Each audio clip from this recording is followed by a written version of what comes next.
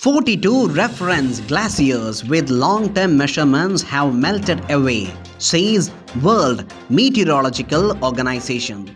China becomes the first country to accord diplomatic status to Taliban officials. International Trade Center addresses small businesses, climate challenges at COP28. Rifts widen between developed and developing countries on use of coal. A sharp rise in child poverty. Russian President Vladimir Putin declares candidacy for the country's presidential election. COP28 Youth Day advances climate policy with inclusive decision-making. US vetoes UN resolution calling for ceasefire in Gaza. Canada's Minister of Immigration, Refugees and Citizenship announces significant reforms. Dubai inaugurates world's largest concentrated solar power project.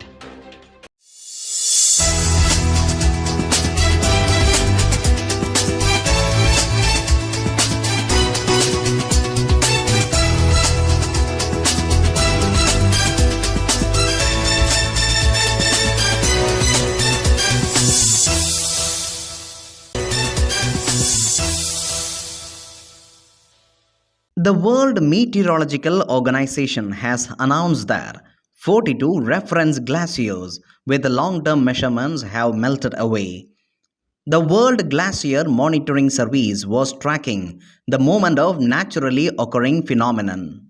WMO report presented at the ongoing COP28 in Dubai says the period between 2011 and 2020 was the warmest decade on record. The alarming report also highlighted that the global temperatures have risen by 1.10 degrees Celsius since the pre-industrial times average. China has become the first country to accord diplomatic status to a Taliban-nominated official, Bilal Karimi, as Afghanistan's ambassador to Beijing. In this manner, it has formally recognized the legitimacy of Taliban-run government in Kabul. Chinese Foreign Ministry spokesperson Wang Wenbin said at a press briefing, China believes Afghanistan should not be excluded from the international community. No other country has formally recognized the Taliban government, criticizing it for human rights violations and oppression of women. China, along with Pakistan and Russia, has maintained its embassy in Kabul after Taliban took over in August 2021 following the withdrawal of American troops from war-ravaged country. The International Trade Center at COP28 addressed critical issues concerning small businesses and climate action at COP28 in Dubai. Speaking on the behalf of organization Executive Director Pamela Koch-Hamilton outlined the challenges faced by small businesses, particularly in sub-Saharan Africa, where 70% acknowledge the need for sustainability, but less than 40% feel capable of implementing necessary changes. Koch-Hamilton highlighted the ITC's focus on capacity building and cited the successful Sankofa project in Ghana, illustrating its impact on reforestation, carbon sequestration, and increased exports. She emphasized the importance of addressing the contribution of agriculture to climate change and deforestation. The executive director also discussed the significant challenge of accessing climate finance, revealing that only 1.7% of small farmers globally have access, with even fewer in the most affected countries. While acknowledging a recent 100 million pledge for loss and damage, Koch-Hamilton emphasized the need for more substantial annual fund of 100 billion. She addressed the obstacles faced by developing countries in accessing funds, including issues of indebtedness, capacity, and collateral requirements.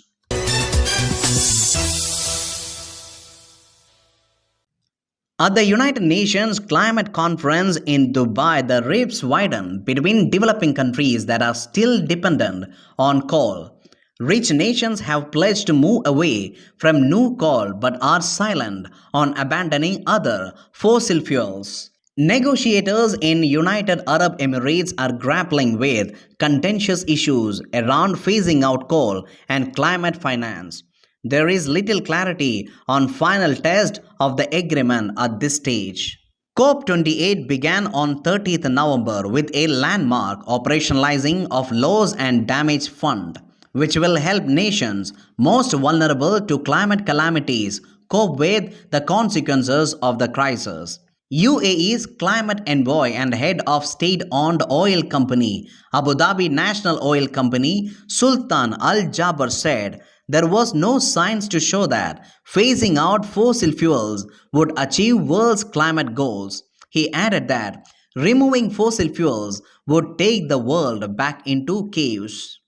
Earlier, India and China had stayed away from the pledge taken by 180 nations on the sidelines of COP28 to work towards tripling the global renewable energy generation capacity to at least 11,000 gigawatt, which means doubling the average annual amount rate of energy efficiency by 2030. Even major oil producers, Russia, Saudi Arabia, and Iran, also stayed away from the pledge. India remained committed to increasing its non fossil power by 2030 in line with the Climate Action Pledge under the Paris Agreement. A sharp rise in child poverty was registered across 40 of world's richest countries between 2014 and 2021, according to a new report published on Wednesday by UN Children's Fund's Global Research Center. The new findings from UNICEF Research Wing focus on member states of the Organization of Economic Cooperation and Development and also the European Union.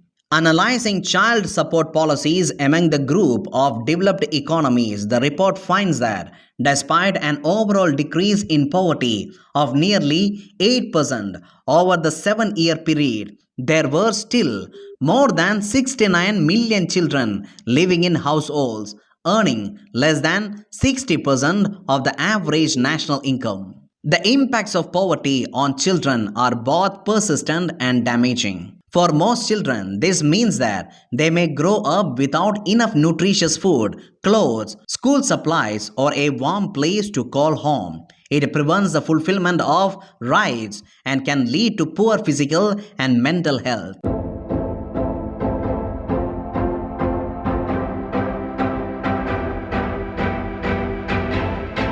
December 5, 1955, in Alabama, Montgomery bus boycott began in response to the arrest of Rosa Parks for refusing to give up her seat on a municipal bus to a white man. Organized by African American community, the boycott lasted until December 20, 1956, when a U.S. Supreme Court ruling integrated the public transportation system. December 6, 1877, at his laboratory in West Orange, New Jersey, Thomas Edison spoke the children's verse, "Mary had a little lamb," while demonstrating his newly invented phonograph, which utilized a revolving cylinder wrapped in tin foil to record sounds. Russian President Vladimir Putin has declared his candidacy for the country's presidential election scheduled for March next year. He announced his intention to run in the leadership race in a ceremony at Kremlin to honor the Russian soldiers fighting in Ukraine. Putin, who was elected president for the first time in 2000, will run for a fifth term. If elected, he will remain in the office until 2030. The presidential election will be held on March 17, 2024. COP28's flagship Youth, Children, Skills and Education Day marked a historic moment as it hosted the first ever Youth Stocktake, emphasizing the pivotal role of young people in climate diplomacy. The event aimed to foster meaningful dialogue between young delegates and policymakers, providing a platform for youth involvement in climate action. COP28, in collaboration with Yengo, launched the Youth Stocktake, a comprehensive analysis of youth participation in climate diplomacy. The initiative presented a strategic blueprint to enhance youth engagement in COP process, aligning with COP28 presidency's goal of building a global legacy and prioritizing inclusivity in climate discussions. COP28 presidency advocated for improved global climate education, urging nations to incorporate climate education into their nationally determined contributions and national adaptation plans. Notably, 38 countries committed to this by signing UNESCO Greening Education Partnership Declaration. COP28 President Dr. Sultan Al Jaber emphasized the transformative nature of COP28, asserting its focus on creating a better future for youth and children.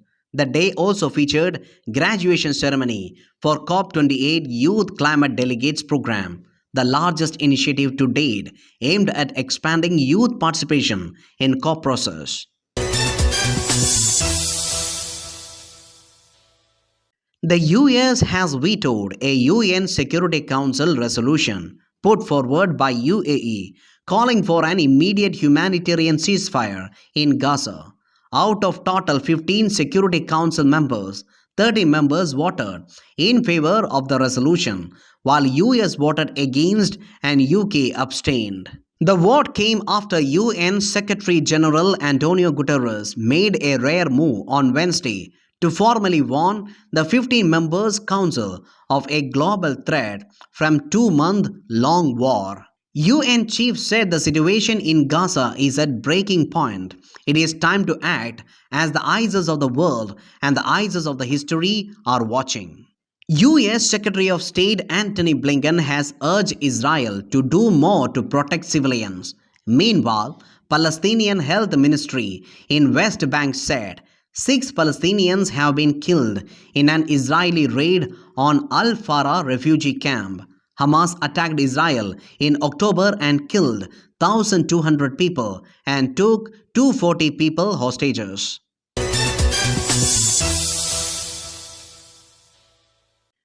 Canada's Minister of Immigration, Refugees and Citizenship, Mark Miller, has announced significant reforms to Canada's study permit requirements. The move aims at enhancing the financial preparedness of international students.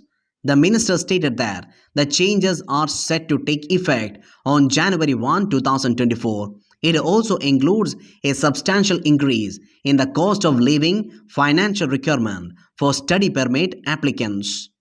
The cost of living criteria for a single candidate has stayed at $10,000 since the early 2000s, but now the cost of living is rising. The cutoff will be increased to $20,635.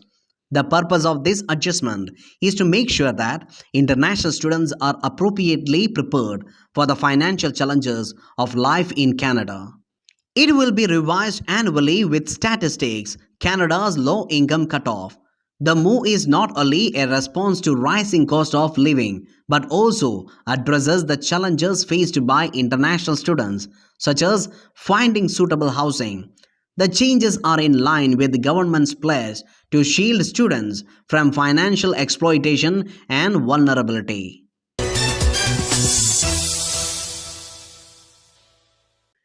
Sheikh Mohammed bin Rashid Al Maktoum, Vice President and Prime Minister of UAE and the ruler of Dubai, inaugurated the 4th phase of Mohammed bin Rashid Al Maktoum Solar Park, marking the launch of world's largest concentrated solar power project.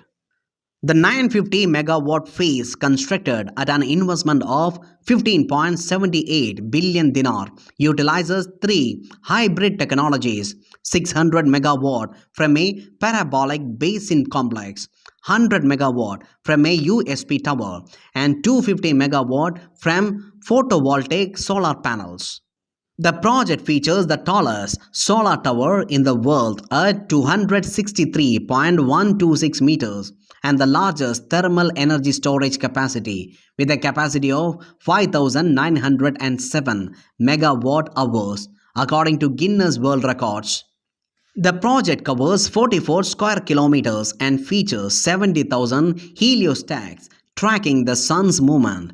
The molten salt receiver atop the solar power tower is a crucial element converting solar radiation into thermal energy.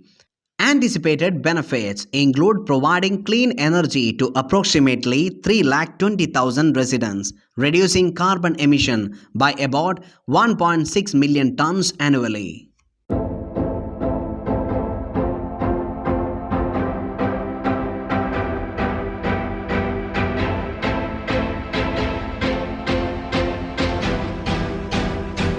Thomas Carlile was a British essayist, historian and philosopher from the Scottish Lowlands.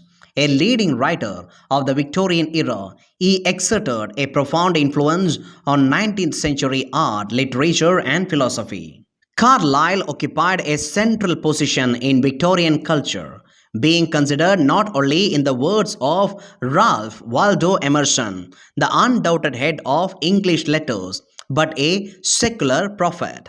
Posthumously, his reputation suffered as publications by his friend and disciple James Anthony provoked controversy about Carlyle's personal life, particularly his marriage to Jane Welsh Carlile.